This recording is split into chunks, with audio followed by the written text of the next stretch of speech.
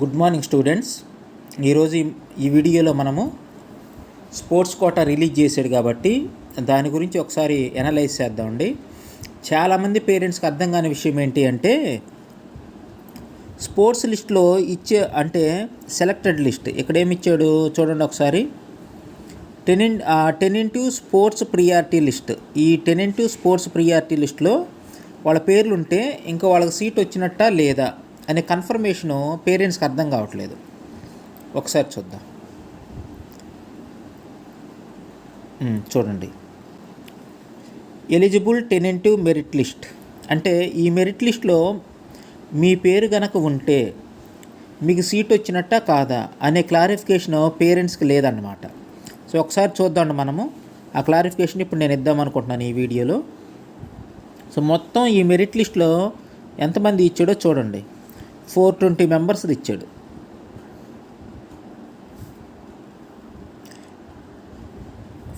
మెంబర్స్ది merit list ఇచ్చాడు. చూడండి ఎంత ఉన్నారు, ఫైనల్గా 420 మెంబర్స్ ఉన్నారు. ఇంతమంది ఇచ్చాడు మెరిట్ లిస్టు. ఇంకా దీంట్లో ఏంటి అంటే చూడండి, ఇక్కడ మెరిట్ ఇచ్చాడు చివర్లో.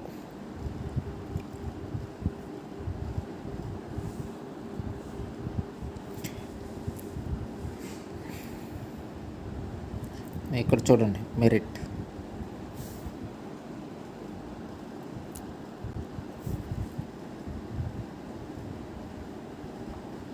ఫిఫ్టీ 54 వీళ్ళది ఒకసారి మనం క్లియర్గా చదువుతామండి, అప్పుడు మనకు ఒక ఐడియా వస్తుంది. సో ఫస్ట్ ఈ అబ్బాయి ఎవరు, వర్ధనపు రెడ్డి హేమలత అమ్మాయి, స్విమ్మింగ్ అంట. సో 10th 553 వచ్చాయి. హాల్ టికెట్ నెంబర్ ఇచ్చాడు. తర్వాత ఇక్కడ చూడండి ఒకసారి, ఈ అమ్మాయి దేంట్లో పార్టిసిపేట్ చేసింది. Participated in 37th national games swimming at Goa 26th 9th November 23. ఒకసారి చూడండి, ఈ అమ్మాయి నేషనల్ లెవెల్లో పార్టిసిపేట్ చేసిందన్నమాట. కాబట్టి ఈ అమ్మాయికి ఫస్ట్ ప్రియారిటీ ఇవ్వటం జరిగింది. National level games swimming at Goa. Backup చూడండి, secured second place in 9th second place వచ్చింది ఈ అమ్మాయికి. సరే ఈ డీటెయిల్స్ అన్నీ మనకు అవసరం లేదు, కానీ ఎక్కడ విజయవాడలో జరిగినప్పుడు 10th June 2023 అంటే 23లోనే ఈ అమ్మాయి గోవాలో నేషనల్కి ఆడింది, అలాగే 23లోనే విజయవాడలో కూడా ఆడిందన్నమాట. కాబట్టి ఈ అమ్మాయికి నేషనల్ లెవెల్లో ఉంది కాబట్టి ఈ అమ్మాయికి సో ఫస్ట్ ప్రియారిటీ ఇచ్చారు. పైగా ఇండివిడ్యువల్. ఈ అమ్మాయి చూడండి ఇండివిడ్యువల్. ఈ అమ్మాయికి మెరిట్ వచ్చేసరికి 53 అనమాట. అంటే ఈ మెరిట్ నేను ప్రియారిటీ అనుకుంటున్నాను, ఓకేనా. సో 53 ఇచ్చాడు. నెక్స్ట్ చూద్దండి, లీలా కృష్ణ మనోడికి 10th 600 వచ్చాయి, అంటే గవర్నమెంట్ స్కూల్ అనుకుంటాను. 24 కలిపితే 600 వస్తాయి. Participated in 14th federation cup national softball. National లెవెల్లో మనోడు పార్టిసిపేట్ చేశాడు కాబట్టి ప్రియారిటీ ఎక్కువ వచ్చింది. National softball participated in 14th federation cup national softball మహారాష్ట్రలో పార్టిసిపేట్ చేశాడు. బ్యాకప్ వచ్చేసరికి చూడండి, secured first place in 10th state senior softball. State లెవెల్లో ఫస్ట్ ప్లేస్లో ఉన్నాడు కాబట్టి మనోడికి సెకండ్ ప్రియారిటీ ఇచ్చారనమాట. అంటే ఇక్కడ ఈ ప్రియారిటీని బట్టే మనకు సీట్ అలొకేషన్ అనేది ఉంటుంది. మెరిట్లో మీకు ఎక్కువ వచ్చిందనుకోండి మెరిట్, చూడండి ఇక్కడ 53 54 అలాగ ఇచ్చాడు వీళ్ళకి. 53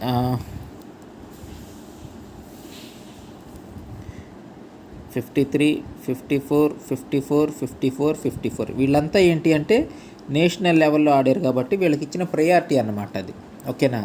సో అంటే తక్కువ వస్తే ఎక్కువ ప్రయారిటీ ఉన్నట్టు. ఇంకా కిందకి వెళ్ళే కొంచెం చూడండి పెరిగిపోతూ ఉందన్నమాట.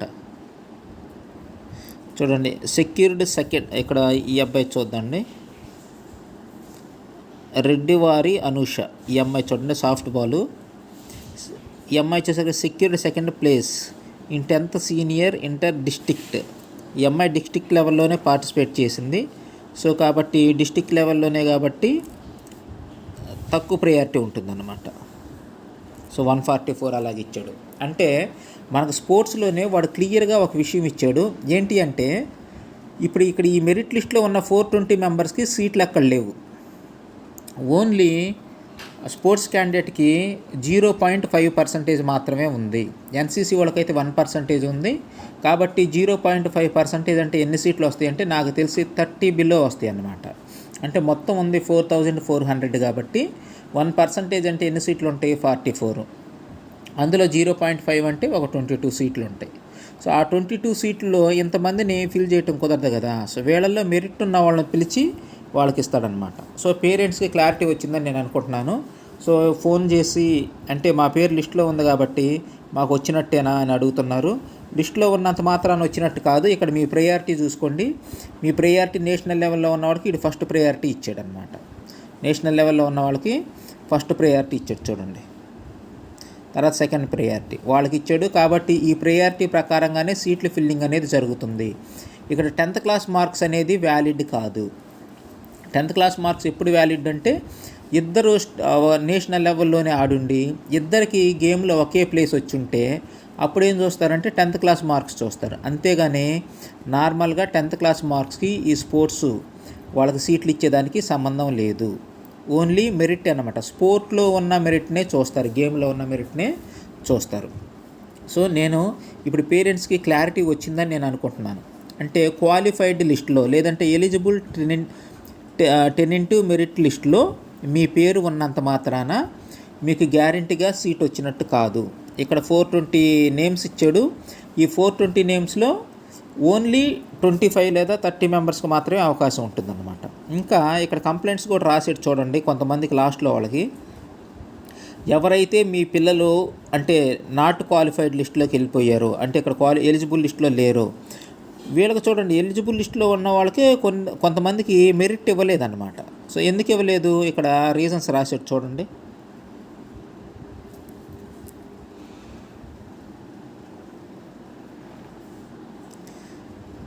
Reasons.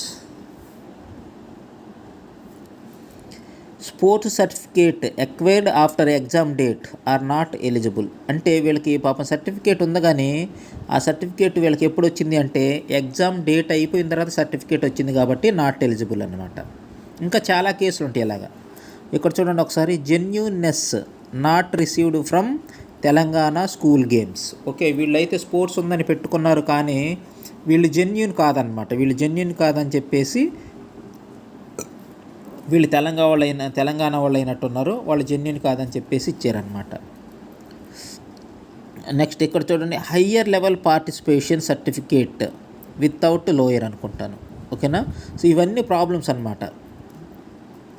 Next as per 272 sports certificate issued by volleyball association are not eligible. Okay so ఇలాగా వాళ్ళని ఎందుకు వాళ్ళకి మెరిట్ ఎందుకు ఇవ్వలేదు ఇవన్నీ ఇచ్చాడు. జెన్యూన్ కాదనుకున్న వాళ్ళనే మెరిట్ లిస్ట్లో ఇచ్చాడు. అంటే ఇంకా నాట్ క్వాలిఫైడ్ మెంబర్స్కి ఇంకెన్ని ప్రాబ్లమ్స్ ఉన్నాయో చూడండి. నాకు తెలిసి వాళ్ళు డిస్టిక్ లెవెల్లో ఆడుండరు, అందువల్ల వాళ్ళు నాట్ క్వాలిఫైడ్కి వెళ్ళిపోయారు. సో ఇక్కడ క్వాలిఫైడ్ లిస్ట్లో ఉన్న అందరికీ కూడా 420 మెంబర్స్కి కూడా సీట్లు అనేవి లేవు. వీళ్ళల్లో టాప్లో ఉన్న వాళ్ళు మాత్రమే పిలుస్తారు. ఓకే అక్కడ ఉంది 0.5%. అది కూడా మీకు ఒకసారి స్క్రీన్ మీద చూపిస్తాను చూడండి. ఇక్కడ చూడండి ఒకసారి రిజర్వేషన్లో స్పోర్ట్స్ 0.5%. స్పోర్ట్స్ రిజర్వేషన్ ఎంత ఉంది? 0.5% ఉంది. అంటే 44 సీట్స్ అనేవి 1% అయితే అందులో 0.5 అంటే 22 సీట్స్ మాత్రమే ఉంటాయి. కానీ వాడు మెరిట్ లిస్ట్ ఎంతమందికి ఇచ్చాడు? 422 మెంబర్స్కి ఇచ్చాడు. కాబట్టి ఆ మెరిట్ లిస్ట్లో ఉన్న అందరికీ సీట్లు రావు. ఎవరైతే మెరిట్ ఉన్నారో వాళ్ళల్లో 22 మెంబర్స్కి మాత్రమే ఇస్తాడన్నమాట. ఇది విషయం. నెక్స్ట్ స్పోర్ట్ సర్టిఫికేట్స్ అలా స్పోర్ట్ కేటగిరీ వాళ్ళకి, అలాగే పీహెచ్ కేటగిరీ వాళ్ళకి, అలాగే ఎన్సీసీ వాళ్ళకి రిజల్ట్ ఎందుకు లేట్ అవుతుంది అనే విషయాన్ని నేను ఇప్పుడు ఒకసారి చూపిస్తాను. క్లియర్గా చూడండి. అంటే ఎన్సీసీ వాళ్ళకి కూడా దీని ద్వారా క్లారిటీ వస్తుందన్నమాట. చూద్దండి.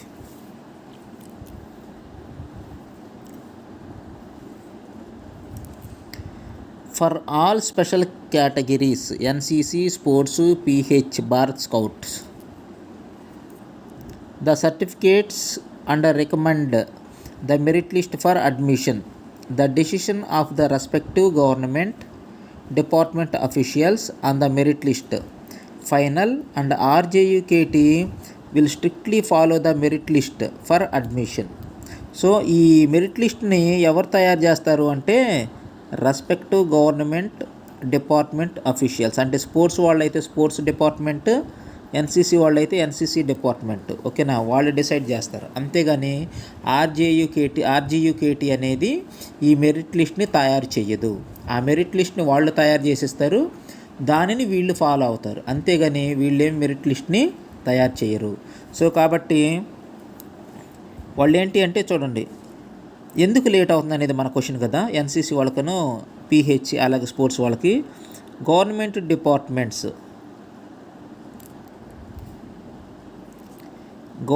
Departments officially will physically verify the relevant certificates.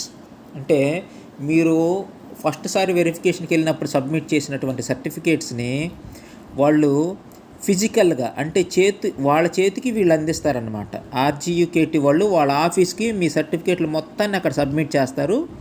వాళ్ళు ఫిజికల్గా నెంబర్తో సహా చెక్ చేసి వెరిఫై చేసి మీరు ఒరిజినలా కాదా అనేది డిసైడ్ చేసి వాళ్ళే ఒక మెరిట్ లిస్ట్ని తయారు చేసి వీళ్ళకి ఇస్తారన్నమాట. దాన్ని వీళ్ళు స్ట్రిక్ట్గా ఫాలో అవటం తప్పనిచ్చి వీళ్ళు దాన్ని ఏమి మోడిఫై చేయటం కానీ అలాంటివి ఏమీ కూడా ఉండవు. అదే ఇక్కడ చెప్తున్నాడు. నెక్స్ట్ ఏంటి అంటే చెప్పాను కదా, 10th క్లాస్ మార్కులు ఇక్కడ ఏమీ ఇంపార్టెంట్ కాదు వీళ్ళకి.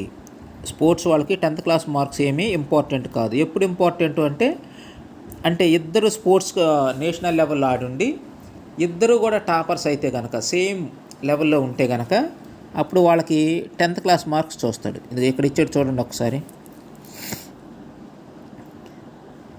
In case of tie the 10th class merit will be deciding factor. అంటే టై వచ్చినప్పుడు మాత్రమే 10th క్లాస్ మార్కులు చూస్తాడు, కానీ టై లేనప్పుడు మీకు 10thలో ఎన్ని మార్కులు వచ్చినా కానీ వాడికి సంబంధం లేదు. సో స్పోర్ట్స్ వాళ్ళకి సీట్ వచ్చేది రాంది డిసైడ్ చేసేది వాళ్ళు ఆడినటువంటి లెవెలే తప్పనిచ్చి 10thలో వచ్చిన మార్క్స్ కాదు. ఒకవేళ సేమ్ లెవెల్ వచ్చిన వాళ్ళు ఇద్దరు లేదా ముగ్గురు లేదా అంతకన్నా ఎక్కువ మంది ఉన్నప్పుడు అది టై అవుతుంది. కాబట్టి ఆ టై నుంచి విడిపించడానికి ఏం చేస్తారు అంటే 10th క్లాస్ మార్క్స్ చెక్ చేస్తారు. ఓకే, అదే ఇస్తున్నాడు. In case of tie 10th class merit will be the deciding factor. So 10th class merit అనేది డిసైడింగ్ ఫ్యాక్టర్ అవుతుంది. ఇక్కడ చూడండి, ప్రియారిటీ ఎన్సీసీ వాళ్ళకి ఇచ్చాడు. ప్రియారిటీ 1, ప్రియారిటీ 2, ప్రియారిటీ 3 సేమ్ ఇలాగే స్పోర్ట్స్ వాళ్ళకి కూడా ఉంటుంది అని చెప్పాడు, కానీ వాడు క్లియర్గా ఇవ్వలేదు నోటిఫికేషన్లో కూడా.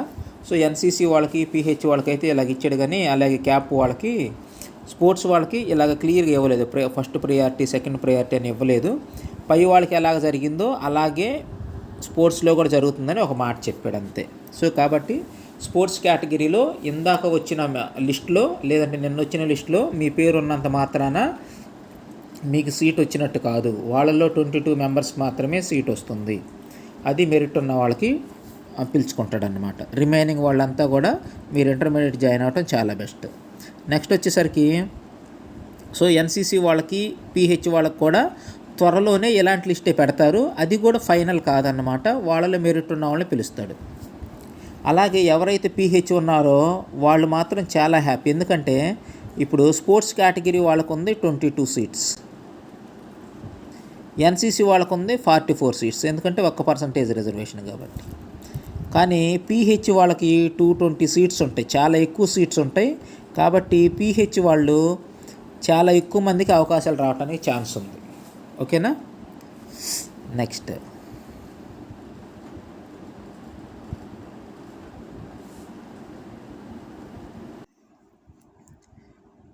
ఈ వీడియోతోటి మీకు సీట్ వస్తుందా రాదా అనే విషయం క్లారిటీ వచ్చిందని నేను అనుకుంటున్నాను. సో ఇంకా మీకు ఏమైనా డౌట్ ఉంటే కామెంట్ చేయండి, నేను మీకు రిప్లై ఇస్తాను. అలాగే ఒకవేళ మీరు నాట్ క్వాలిఫైడ్ లిస్ట్లో ఉంటే వాళ్ళు ఏం చేయమన్నారు అంటే మెయిల్ చేయమన్నారు. అంటే గ్రీవెన్స్ పెడతారంట. మీ నిజంగానే ఒరిజినాలిటీ ఉండి మీరు రిజెక్ట్ అయ్యి ఉంటే కనుక వాళ్ళు ఏంటి అంటే గ్రీవెన్స్లో మళ్ళీ రీచెక్ చేస్తారు. అది ఎలాగా పెట్టుకోవాలి ఏంటి అనే విషయాన్ని ఇంకొక వీడియోలో నేను చెప్తాను, మీరు జాగ్రత్తగా ఆ వీడియో ఫాలో అవ్వండి. అలాగే మా వీడియోని లైక్ చేయండి, మీ ఫ్రెండ్స్కి షేర్ చేయండి, సబ్స్క్రైబ్ చేయండి. Thank you for watching this video.